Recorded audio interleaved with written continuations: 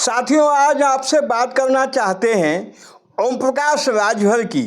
ओम प्रकाश राजभर दिन पर दिन घिरते चले जा रहे हैं। पता नहीं उनकी कुंडली में क्या है। सत्ता के साथ रहें तो उनकी खिलाफत, विपक्ष में रहें तो उनके दुश्मन, कहीं भी उनको चैन नहीं है। अब तो समाज में भी उनके काफ़ी दुश्मन हो गए हैं। एक समय था जब ओम प्रकाश राजभर को राजभर समाज ने हाथों हाथ ले लिया था, लेकिन आज पता नहीं क्या है कि ओम प्रकाश राजभर को, खासकर राजभर समाज की परेशानियां झेलनी पड़ रही हैं। और सर्वाधिक परेशानी उनको जो सामने दिखाई दे रही है, भारतीय जनता पार्टी के एक कैबिनेट मिनिस्टर जो राजभर समाज से आते हैं और पहले बहुजन समाज पार्टी में हुआ करते थे, बाद में समाजवादी पार्टी में आए। समाजवादी पार्टी के टिकट पर वो चुनाव भी लड़ चुके हैं, विधानसभा का हार गए, लेकिन भारतीय जनता पार्टी में जब छलांग मारा उन्होंने, तो संयोगवश मोदी जी की लहर में चुनाव जीत गए। आज कैबिनेट मिनिस्टर हैं। वो ओम प्रकाश राजभर के बहुत बड़े दुश्मन बने हुए हैं। ओम प्रकाश राजभर जब बाहर थे तो भी उनकी निंदा करते थे, और जब अंदर आ गए, आज एनडीए के साथ हैं, तो भी ओम प्रकाश राजभर के वो दुश्मन नंबर 1 हैं। वो निंदा कर रहे हैं, उनकी बात तो समझ में आती है कि जाति का दो ही जाति के आधार पर वो वर्चस्व की जंग में वो चाहते हैं कि ओम प्रकाश राजभर की वजह से उनका महत्व भारतीय जनता पार्टी में कुछ कम हो रहा है। उनकी बात तो जायज़ लगती है, लेकिन इधर ओम प्रकाश राजभर ने अपनी कार्यकर्ता मीटिंग में, जो रसवा में उन्होंने अपने कार्यकर्ताओं को संबोधित किया, अपनी पार्टी की मीटिंग में जो उन्होंने उत्साह में कह दिया कि भारतीय जनता पार्टी की वजह से ठीक से उनके कार्यकर्ता नहीं लगे, जिसके कारण से घोसी का चुनाव हम हारे हैं, उसको लेके आज बहुत चर्चा है। और तमाम भारतीय जनता पार्टी के नेतागण इसमें इतना चिढ़े हुए हैं कि वो उनको एनडीए से बाहर का रास्ता दिखाने की बात कर रहे हैं। मेरठ के एक बहुत चर्चित नेता हैं सुनील भराला, ब्राह्मण समाज से है, पंडित सुनील भराला के नाम से पॉपुलर हैं। ये आजकल ओम प्रकाश राजभर के खिलाफ बहुत बोल रहे हैं। इनका तो यहाँ तक कहना है कि प्रधानमंत्री नरेंद्र मोदी जी और उत्तर प्रदेश के मुख्यमंत्री योगी आदित्यनाथ जी के खिलाफ ओम प्रकाश राजभर बोल रहे हैं, तो इनको एनडीए से बाहर कर देना चाहिए और ओम प्रकाश राजभर का मंत्री पद छीन लेना चाहिए। अब कहीं ये सिद्ध है ही नहीं। इसमें ओम प्रकाश राजभर का खंडन भी आ गया कि हमने ऐसा अभी तक कुछ कहा नहीं है, लेकिन भारतीय जनता पार्टी में कुछ नेता हाईकमान की नज़र में बने रहने के लिए, अपना महत्व सिद्ध करने के लिए ओम प्रकाश राजभर पे ही हमलावर रहते हैं। खासकर ये जो एलाइज है उत्तर प्रदेश में, ये इस समय बहुत निंदा के पात्र हैं।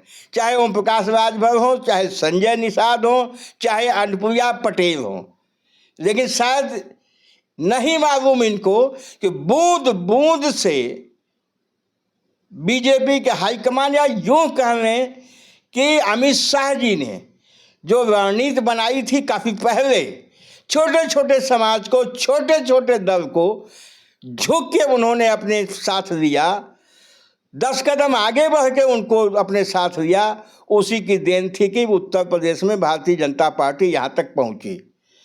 लेकिन जिस तरह से भारतीय जनता पार्टी के लोग इन छोटे दलों की बुराई में जुटे रहे, इनकी हैसियत बताने में लगे रहे, तो इन छोटे दलों से जुड़े हुए समाज घायल हुआ और बीजेपी को वोट कम पड़ा, सीटें कम हो गई। काफ़ी दलित समाज और पिछड़े समाज का जो वोट भारतीय जनता पार्टी को मिलना चाहिए, वो सब छिटक के समाजवादी पार्टी की तरफ चल गया और समाजवादी पार्टी की सीटें बढ़ गई। अब ये पच ही नहीं रहा है। उत्तर प्रदेश में भारतीय जनता पार्टी की यह हालत होगी, यह इनको विश्वास ही नहीं था, अकल्पनीय था, क्योंकि सच के ये करीब ही नहीं है। सच के को देखते ही नहीं हैं, मस्त पड़े थे। अब क्या हुआ, अयोध्या में इनको बहुत घमंड था, वहाँ की स्थिति आपके सामने है। चुनाव बुरी तरह हारे और एक दलित से चुनाव हार गए। इसी तरह से बनारस में देख लीजिए आप, कितना बड़ा प्रोजेक्ट, प्रधानमंत्री का क्षेत्र, हजारों करोड़ का खर्चा, इसके बाद इस देश का प्रधानमंत्री किसी तरह से 1.5 लाख से चुनाव जीतता है ना शर्मनाक बात।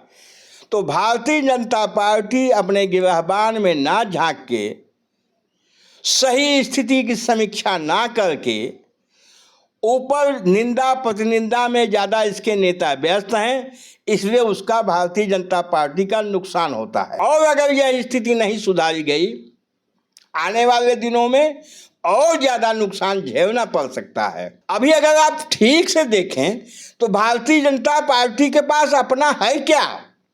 तमाम दूसरे दलों से आए हुए लोग हैं, तमाम दूसरे दलों से आए हुए एमएलए हैं, तमाम दूसरे दलों से आए हुए मंत्री हैं, तमाम दूसरे दलों से आए हुए सांसद हैं।